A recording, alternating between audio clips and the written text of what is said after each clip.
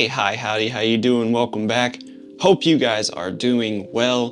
Today, we are going to take a look at something that I use on occasion to help break off that crisp edge of the modern digital camera. And that product is the Moment CineBloom filter.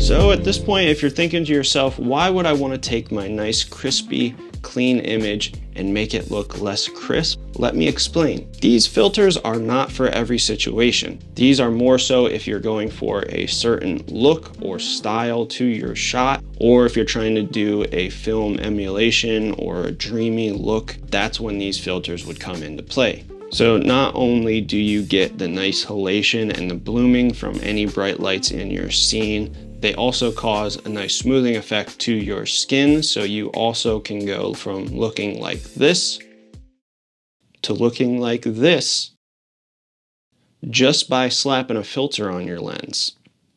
So these filters do come in a 5, 10, or a 20% diffusion, so depending on the look that you're going for, you can pick the different percentage. It all depends on what kind of style you're going for. They are made out of top grade Japanese filter glass and aerospace grade aluminum. So not only did they come from Japan, but if you go to space, you will be okay. That is a 2-bird, 1-filter situation. Like that a lot. Another nice thing about these is you can stack them underneath your variable NDs, so if you're shooting outside, you can still use these filters underneath your variable ND. Alright guys, so we're going to go ahead and jump into Final Cut Pro here so you can take a look at a side-by-side image, one with the filter and one without, so you can see a little bit better of what the effects of this filter are.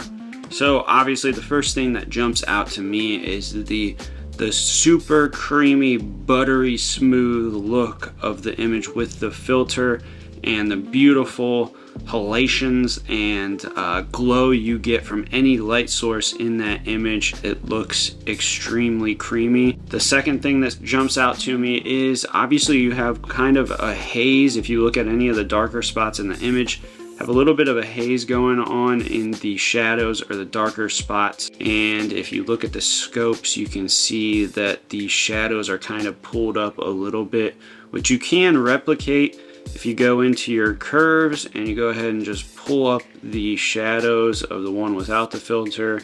You can kind of see that it gives it a little bit of a hazy effect. I found that it is much better and a lot easier and more organic to get anything like this in camera rather than having to deal with it in post. And obviously this filter helps accomplish that. So this makes it a little bit easier to see the effects of this filter in action, so you know a little bit better how it works.